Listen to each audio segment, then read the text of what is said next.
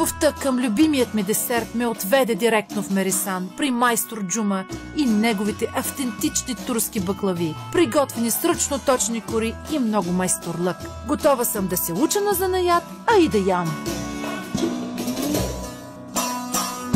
В кухнята съм с Джумал Щелик, който е притежателя на Мерисан.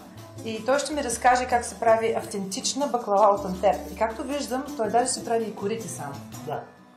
Сега започваме една тава как да точиме. Това първото ще точиме.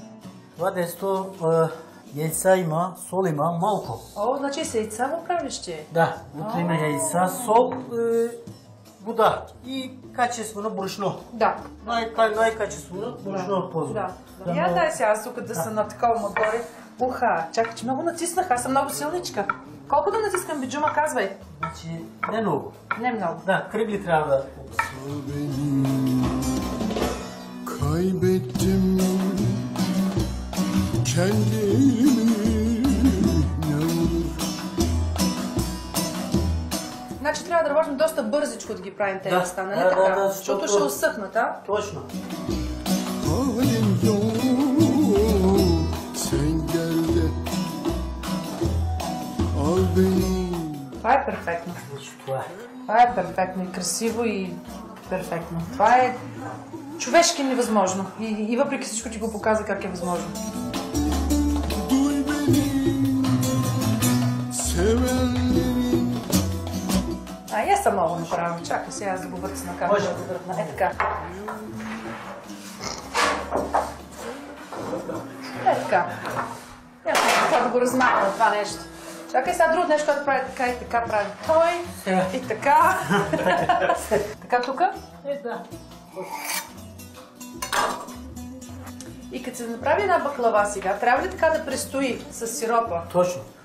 Колко време? 2-3 часа трябва да... Окей.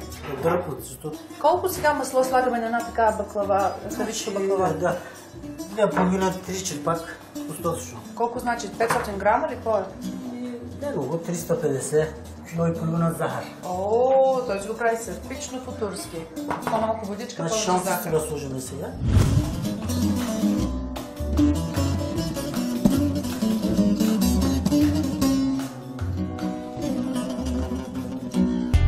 Bu şehir insana uzak kılıyor. Bu şehir insanı uzak kılıyor. Много е важно за всяка една кухня да е успешна, да има една жена, да има присъствието, силата, страстта на една жена. И това тук е Ажда. Ажда, кажи ми, какво значи твоето име, бе? Отлична руса. А твоето Джума, какво значи Джума? Петък. Петък, значи Джума само петък работи, разбирате ли? При всичкото друго време Ажда работи. И трябва да ти кажа, че аз съм във възхита, защото вие сте един невероятен състав и вие правите нещо, което е толкова автентично, че просто няма нужда да ходи в Турция да се яде хубава баклава.